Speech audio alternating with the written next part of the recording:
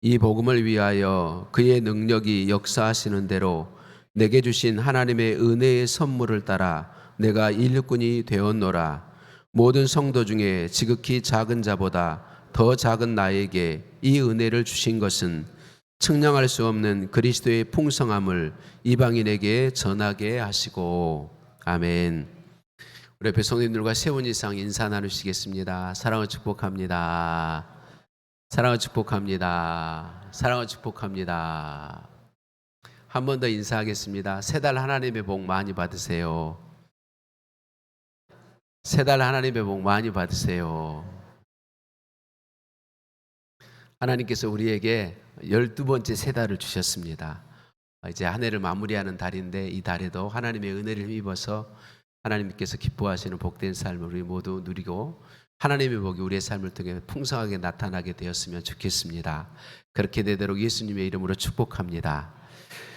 오늘은 대강절 첫 번째 주일입니다. 대강절은 예수님 처음 오실 때 구원자를 사모하고 기다리던 마음과 그런 신앙을 우리가 다시 되새기면서 다시 오실 예수님을 바라고 사모하는 재림 신앙을 굳게 하는 그런 절기입니다.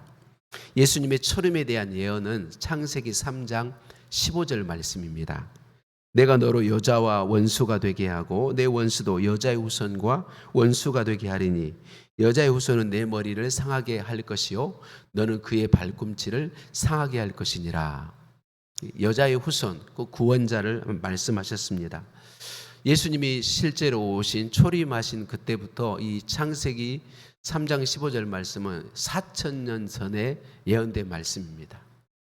그러니까 이스라엘 백성들이 하나님이 약속하신 구원자를, 여자의 후손 구원자를 기다리는데 안 오시는 거예요. 안 오신 거예요. 4,000년이 지나도록 안 오시는 거예요. 참 기다리기 힘들었을 거예요. 기다리기 정말 어려웠을 거예요. 근데 예수님 오셨나요? 안 오셨나요? 오셨습니다. 말씀하신 대로, 하나님이 약속하신 대로 오셨습니다.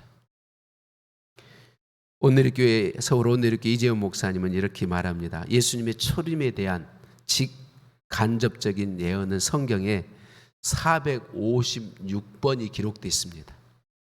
그런데 예수님의 재림과 종말에 대한 예언은 3배 이상 많은 1518회나 성경에 기록되어 있습니다.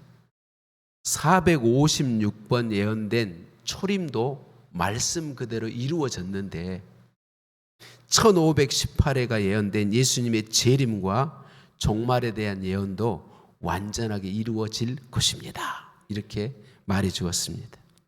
그래요, 사랑하는 성도님들, 예수님의 초림이 말씀 그대로 있었던 것처럼 예수님의 재림도 말씀 그대로 있게 될 것을 믿습니다. 2000년이 좀 지나다 보니까 저와 여러분을 포함해서 많은 성도들이 예수님이 안 오실 것 같아요. 예수님 재림을 사모하며 기다리는 게 참 어려워요. 안 올 것 같은데. 그런데 말씀하신 대로 오십니다. 그래서 예수님의 재림을 믿고 예수님의 재림을 사모하고 예수님의 재림을 준비하며 사는 사람이 복 있는 사람입니다. 오늘 대강절 첫 주일을 맞이한 저와 여러분 모두가 다 예수님의 재림을 믿고 예수님의 재림을 사모하고 예수님의 재림을 준비하는 복 있는 사람에 포함되기를 예수님의 이름으로 축복합니다. 대강절 설교는 끝났습니다. 예배 마치면 좋으시겠죠. 계속해서 대강절이지만 하나님의 은혜에 대한 말씀을 나누기를 원합니다. 누가복음 16장에 우리가 부자와 나사로의 비유라고 부르는 비유를 예수님이 말씀해 주셨어요. 여러분이 잘 아시죠? 거지 나사로. 거지 나사로는 이 땅에 사는 동안 가장 불쌍한 사람의 상징입니다. 그보다 더 불쌍한 사람을 찾기가 어려워요. 진짜 이 거지 나사로는 아무것도 가진 게 없습니다. 아무것도 가진 게 없습니다. 집안도 재산도 어떤 것도 건강도 없습니다. 정말 아무것도 가진 게 없는 사람, 가장 불쌍한 사람. 그런데 그가 이 땅에 잠깐 살다가 죽음이 찾아왔습니다. 죽음이 찾아오고 영생이 시작되었는데 가장 복 있는 사람이 되었습니다. 가장 복 있는 사람이 되었습니다. 왜 나사로가 죽음이 찾아오니까 가장 복 있는 사람이 되었을까요? 하나님이 나사로를 알아주시고 나사로를 인정해 주시고 나사로를 하나님 품에 안아주셨습니다. 하나님의 품인 천국에 안아주셨습니다. 그러니까 가장 복 있는 사람이 된 것이죠. 나사로가 죽음이 찾아왔을 때 천사들이 그를 받들어서 아브라함의 품에 들어가게 했다.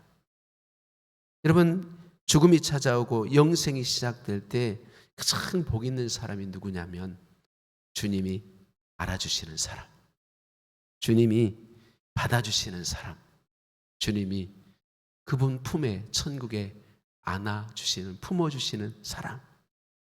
할렐루야.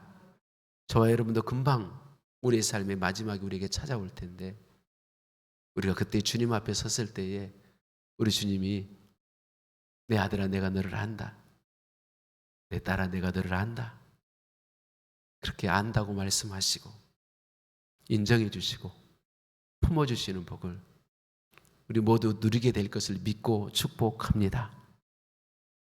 주님이 알아주시고 주님이 인정해 주시면 그 사람이 진짜 복 있는 사람입니다.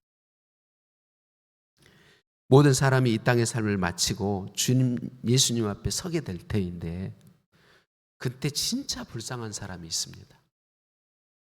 예수님 앞에 모든 사람이 설 텐데 그때 진짜 불쌍한 사람, 어떤 사람일까요? 예수님이 모른다고 하는 사람입니다. 나는 너를 모른다. 가장 불쌍한 사람입니다. 마태복음 7장 22절 23절 말씀을 같이 한번 읽어보겠습니다. 시작. 그날에 많은 사람이 나더러 이르되 주여 주여 우리가 주의 이름으로 선지자 노릇하며 주의 이름으로 귀신을 쫓아내며 주의 이름으로 많은 권능을 행하지 아니하였나이까 하리니 그때에 내가 그들에게 밝히 말하되 내가 너희를 도무지 알지 못하니 불법을 행하는 자들아 내게서 떠나가라 하리라. 아멘. 예수님이 하신 말씀입니다. 이 땅에 사는 동안 예수님의 이름으로 선지자 노릇을 했대요. 선지자로 살았다는 거죠. 귀신을 내어쫓았대요. 예수님의 이름으로. 예수님의 이름으로 권능을 행하였대요. 그런데 그런 사람을 예수님이 어떻게 나는 너를 모른다라고 말할 수 있을까요? 예수님이 어떻게 나는 너를 모른다 그럴 수 있을까요? 많은 설교자와 성도들이 이 말씀을 예수님이 무서운 심판자가 되어서 저주하고 심판하겠다는 말씀으로 봤습니다. 그러나 저는 다르게 생각합니다. 이 말씀을 말씀하고 있는 예수님의 마음을 생각해 봅니다. 예수님은 무서운 심판자로 훈계하며 말씀하고 계신 것이 아니라 부모님의 마음과 같은 하나님의 사랑을 가득 담아 말씀하고 있다고 생각합니다. 여러분, 부모가 가장 안타까울 때가, 자녀를 보면 안타까울 때가 언제예요? 내 자녀가 참 애쓰고 수고하고 노래 간 걸 아는데 아무것도 남지 않고 헛되게 되어버렸을 때 부모의 마음은 얼마나 찢어지고 아픈가요?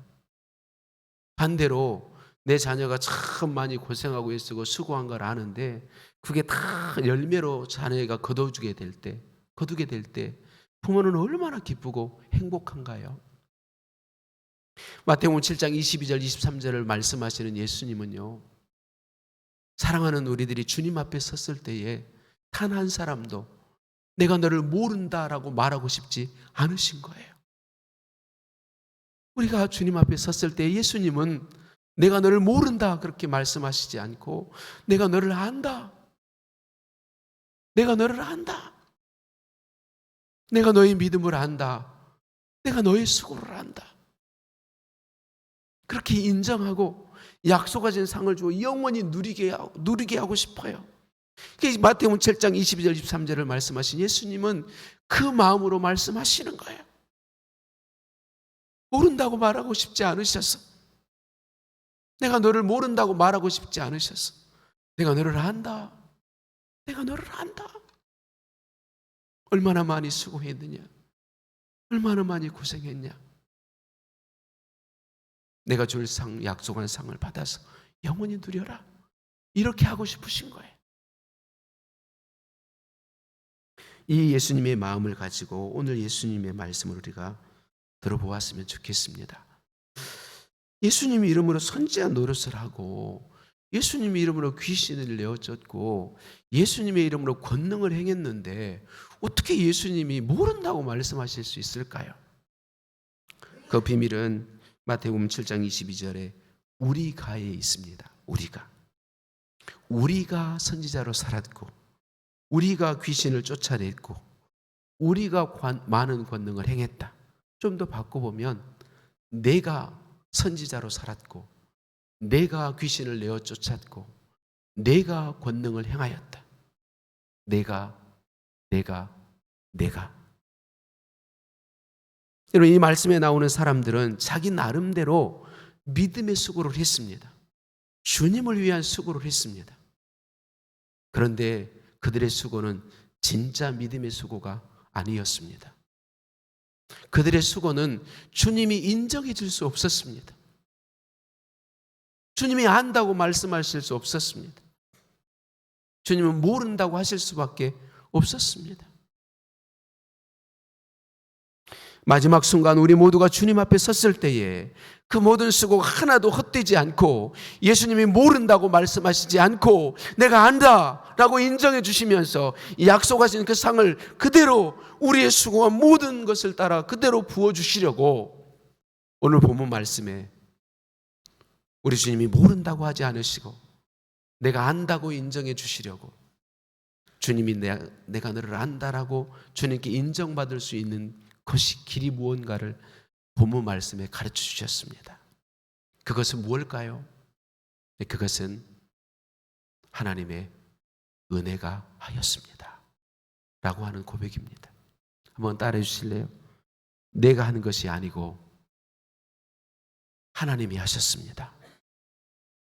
하나님의 은혜가 하셨습니다. 오늘 본문 말씀 에베소서 3장 7절 8절 말씀을 한 번 더 같이 읽어보겠습니다. 시작. 이 복음을 위하여 그의 능력이 역사하시는 대로 내게 주신 하나님의 은혜의 선물을 따라 내가 일꾼이 되었노라. 모든 성도 중에 지극히 작은 자보다 더 작은 나에게 이 은혜를 주신 것은 측량할 수 없는 그리스도의 풍성함을 이방인에게 전하게 하시고. 아멘. 7절의 일꾼은 남을 섬기는 자라는 의미를 가지고 있습니다. 여기서 사도 바울의 고백이어서 이 일꾼은 이방인에게 복음을 전해서 구원을 얻게 하는 이방인의 사도의 직임을 가리킵니다. 이방인 사도의 직임. 하나님의 은혜의 선물을 따라라는 말은 사도 바울이 자기 자신이 하나님께 이방인의 사도의 직임을 받았는데 자격이 있어서 받은 게 아니라 하나님의 은혜로 주어졌다는 것입니다. 그의 능력이 역사하시는 대로라는 말은 이방인의 사도되는 직임도 하나님이 은혜로 주셨을 뿐만 아니라 이방인의 사도로서 사도 바울을 통해 얼마나 많은 열매가 맺어졌습니까? 얼마나 많은 이방인들 지역에 교회가 세워지고 얼마나 많은 영혼이 예수 믿고 구원 얻고 왔습니까? 그 모든 것이 사도 바울 자신이 한 일이 아니라 하나님의 은혜로 주어진 하나님의 능력으로 되었다는 것입니다. 하나님의 능력이 역사하시는 대로, 그러니까 내가 한 게 아니고 사도 바울 자신이 한 게 아니고 하나님이 하셨다는 것입니다. 하나님이 은혜로 하셨다. 8절의 모든 성도는 예수님을 구주로 믿는 사람을 가리킵니다. 모든 성도보다 모든 성도 중에 지극히 작은 자보다 더 작은 나, 그건 가장 보잘것없는 사람을 가리킵니다. 그러니까 성도 중에 인간적인 기준으로 봤을 때 정말 보잘것없다고 여겨지는 그 사람보다 바울 자신이 더 보잘것없는 사람이라는 그런 의미입니다. 사도 바울은 자신이 사도될 자격이 없다는 것을 알았습니다. 사도 바울은 자신이 이방인의 사도의 직임을 감당할 능력이 없다는 것도 알았습니다. 하나님의 은혜로 되었다는 걸 알았습니다. 여러분, 여기서 잠깐 우리가 오해하지 않아야 될 것이 있습니다. 사도 바울은 실제로는요, 우리가 스펙이라고 말하죠. 그의 이력을 보면요, 굉장한 사람입니다. 우리로 말하면 서울대학교를 나온 사람이에요. 굉장히 뛰어난 사람입니다. 학문이 많고 혈통도 좋은 혈통입니다. 부족함이 없는 사람입니다. 예수님을 만난 후에도요, 그가 예수님을 위해서 한 일이 얼마나 많은지 모릅니다. 굉장한 능력이, 우리가 2주 동안 앞에서 살펴봤지 않습니까? 바울을 통해 나타난 하나님의 권능들에 대해서. 그러니까 굉장한 자격이 있는 사람이죠. 굉장한 능력이 있는 사람이에요. 근데 여기서 우리가 오해하기 쉬운 게 뭐냐면, 사도 바울이, 우리는 그렇게 생각합니다. 겸손한 사람이어서 자기가 그렇게 자격도 되고 능력이 되는데 자신을 낮춰서 나는 자격도 없고 나는 능력도 없습니다 라고 고백했다고 오해한다는 거죠. 그러면 이거 오해입니다. 바울이 겸손해서 그렇게 말하고 있는 게 아니라 사실입니다. 바울이 자격 없는 사람이라는 게 사실이란 말이죠. 바울이 능력이 없는 무능력한 사람이라는 게 사실이란 말이죠. 그러니까 바울은 그걸 사실로 인정하고 고백하고 있습니다. 나는 정말 자격 없는 사람입니다. 나는 정말 능력 없는 사람입니다.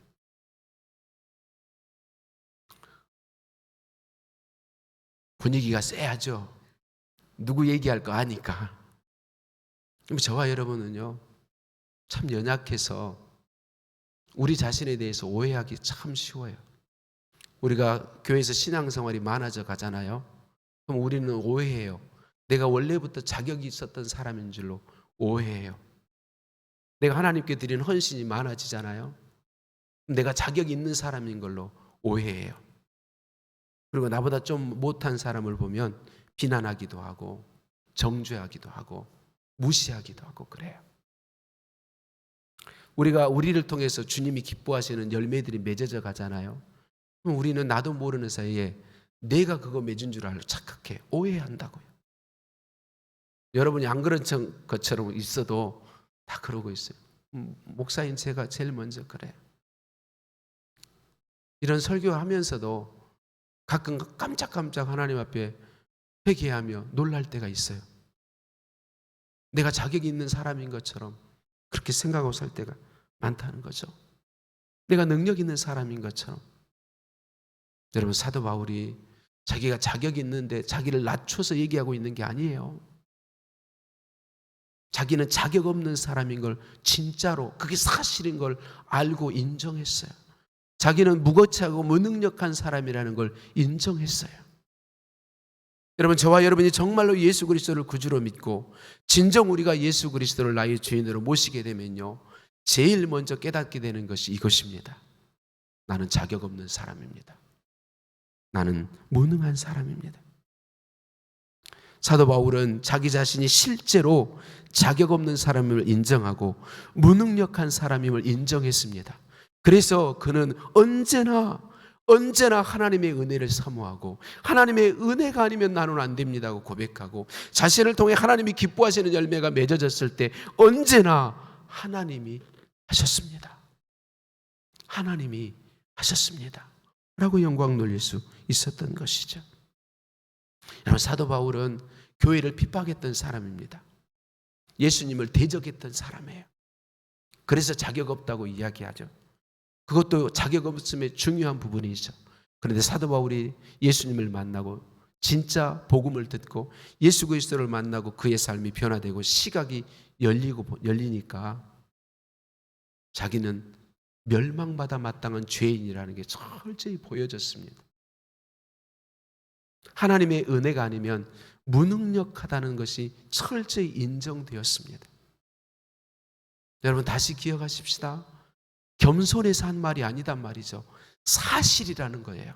사실. 저와 여러분 모두가 이게 정말 내 존재가 자격 없는 존재이고 무능력한 존재이고 하나님의 은혜가 아니면 정말 아무것도 아니라는 사실이 인정되는 이 복이 이 시간 앉아있는 저와 여러분 모두의 것이 되시기를 예수님의 이름으로 축복합니다. 바울은 그래서 언제나 하나님의 은혜가 자기를 구원했고 하나님의 은혜의 놀라움을 항상 경험하고 기억하며 살았습니다. 우리가 보았던 고린도전서 15장 9절에 나는 사도 중에 지극히 작은 자라 내가 하나님의 교회를 핍박하였으므로 사도라 칭함을 받기에 감당치 못할 자라. 나는 자격 없는 자인데 하나님이 나를 구원해 주셨고 사도 중에 지극히 작은 자로 자기 자신을 여겼고 오늘 본문에서는 모든 성도 중에 지극히 작은 자보다 더 작은 자다라고 자신을 부르고 있습니다. 여러분, 이 사도 바울의 고백 속에는요, 자신이 자격 없음과 능력 없음의 반대로 하나님의 은혜의 놀라움을 깨닫고 감사와 감격 가운데 드리고 있는 고백이라는 것을 우리가 볼 수 있어야 합니다. 바울은 하나님의 과분한 은혜가, 하나님의 그 은혜가 자기에게 차고 넘쳐서 오직 하나님의 은혜로 사도의 직임을 받게 되었고 오직 하나님의 은혜로 하나님이 내게 은혜로 임하셔서 나를 붙들어서 하나님 기뻐하시는 열매가 풍성히 맺혀지는 삶을 살아오게 하셨다고 고백하고 있는 것이죠. 바울은 자기가 사도된 것뿐만이 아니라 직임을 감당한 것도 하나님의 은혜로 된 것이다. 그러나 내가 나 된 것은 하나님의 은혜로 된 것이니 내게 주신 그의 은혜가 헛되지 아니하여, 하나님의 은혜가 헛되지 아니하여 내가 모든 사도보다 더 많이 수고할 수 있었다고 고백하고 있습니다. 사도 베드로를 우리가 잘 알잖아요. 사도 베드로는 실패한 사람의 대명사입니다. 실패한 사람의 대명사예요. 저와 여러분이 예수님 믿고 살다가 좀 시험 될 때가 있었어도 예수님을 저주하지는 않았잖아요. 가끔 예수님이 예배를 교회에 나오는 걸 쉴 때는 있었어도 예수님을 부인하지는 않았잖아요. 근데 베드로는요, 예수님을 저주하며 모른다고 그랬어요. 예수님을 맹세하며 부인했어요. 베드로는 자기가 아무 자격이 없는 사람이라는 걸 깊이 깨닫게 되죠. 그래서 예수님이, 부활하신 예수님이 다시 그를 찾아와서 다시 사도의 직임을 회복시켜 줄 때 그는 철저히 자기 자신이 자격 없는 사람이라는 걸 인정하게 되었습니다. 그래서 베드로전서 4장 10절에 이렇게 말합니다. 각각 은사를 받은 대로 하나님의 여러 가지 은혜를 맡은 선한 청지기 같이 서로 봉사하라. 자기 자신을 포함해서 모든 성도에게 그렇게 권면하고 있는 것입니다.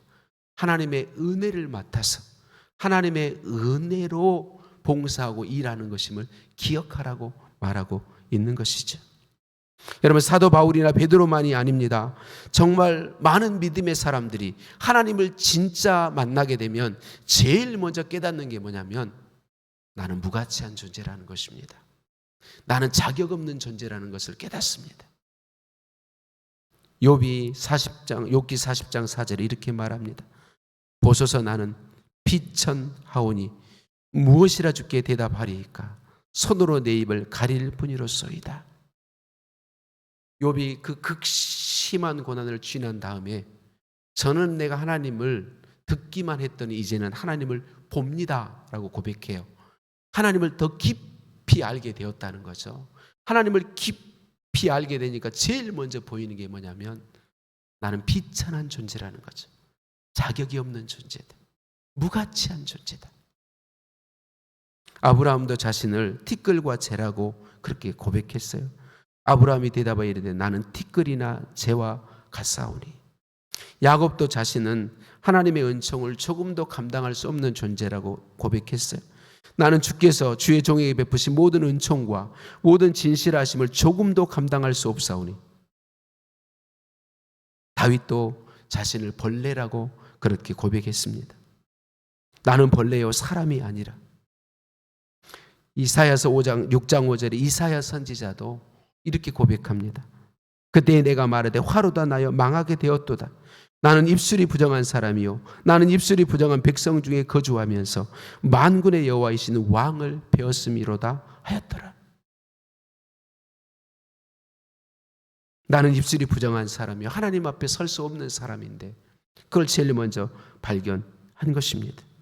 여러분, 정말 예수 그리스도를 구주로 만나고 하나님의 은혜를 알게 되면 우리가 제일 먼저 발견하게 되는 것은 내가 자격 없는 존재라는 것이고, 내가 무능력한 존재라는 것이고, 자격도 없고 무능한 나를 지금 믿음의 사람으로 살게 하시고, 목사 되게 하시고, 장로 되게 하시고, 권사 되게 하시고, 집사 되게 하시고, 하나님의 자녀 되게 하신 것이 오직 하나님의 은혜로 된 것인 걸 인정할 수밖에 없습니다.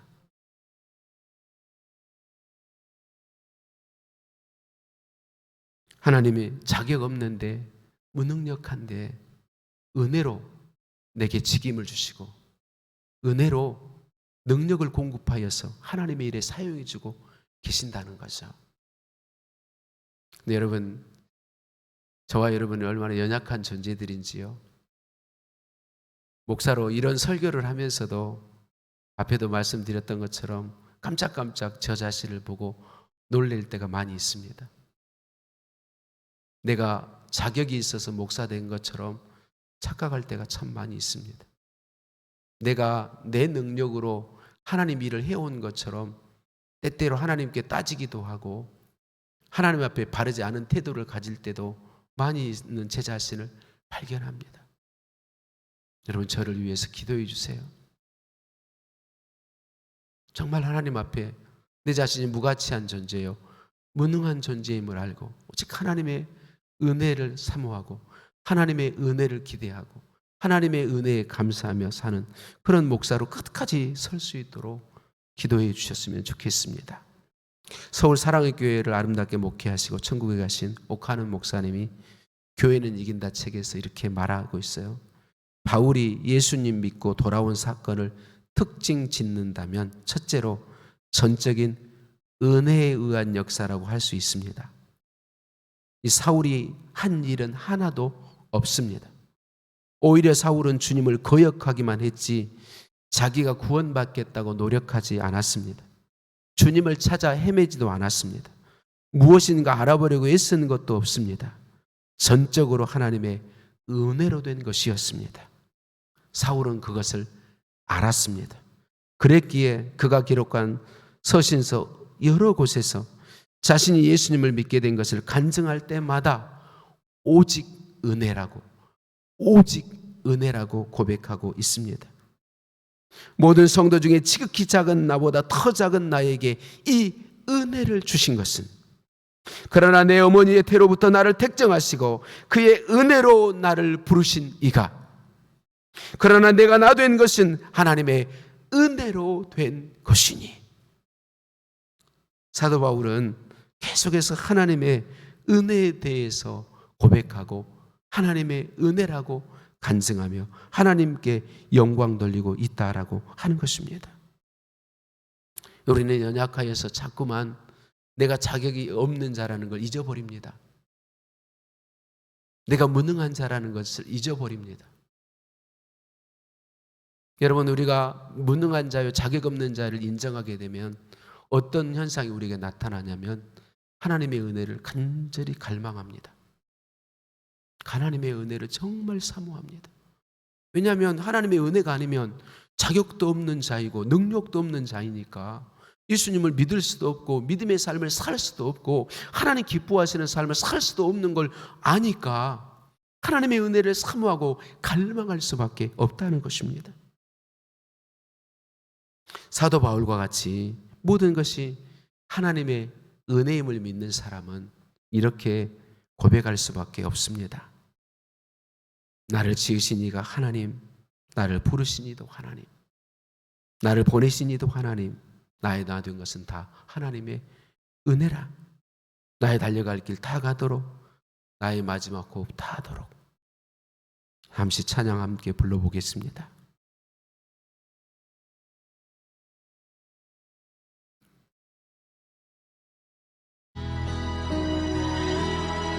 나를 지으신 이가 하나님, 나를 부르신 이도 하나님, 나를 보내신 이도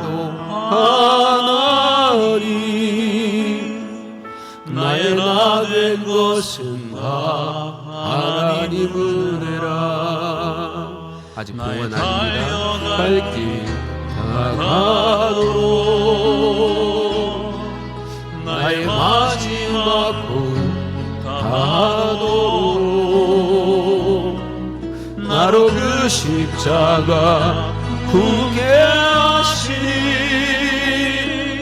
나의 나 된 것은 다 하나님 은혜라. 한량 없는 은혜 갚을 길 없는 은혜 내 삶을 애워 사는 하나님의 은혜 나 주저함 없이 그 땅을 밟음도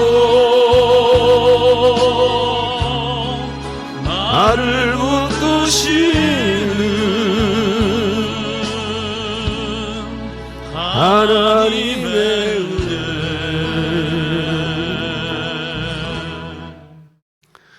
사랑하는 성도님들, 마태복음 7장 22절 23절 예수님이 내가 너를 모른다 라고 하는 이 말씀을 가르쳐 줄 때 예수님의 마음을 우리가 기억했으면 좋겠습니다.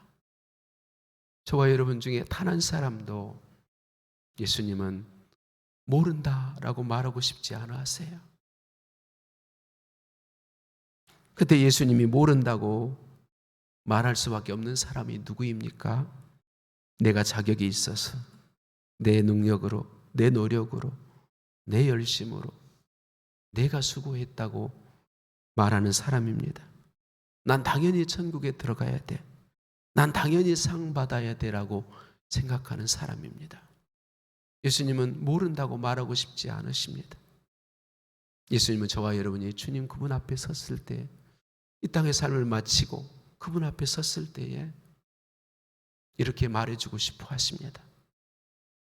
우리를 그 따뜻한 품에 푹 안으시고 내가 너를 안다. 내가 너를 안다. 내가 너의 수고를 안다. 약속하신 복으로 풍성하게 부어서 영원토록 누리게 하고 싶어 하십니다. 어떤 사람을 예수님이 안다고 말씀하시고 인정하시고 안아주시고 약속하신 상으로 부어줍니까?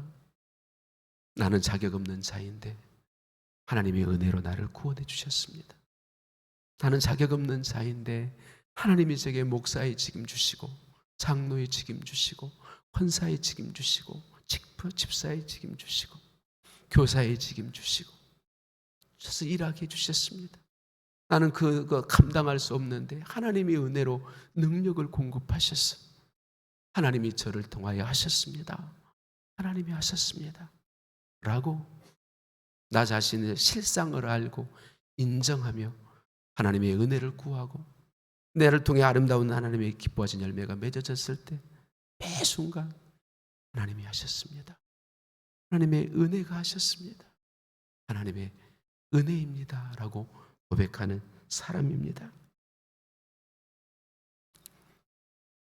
이 시간에 잠시 동안 여러분 우리 가슴에 손을 얹고 기도하겠습니다.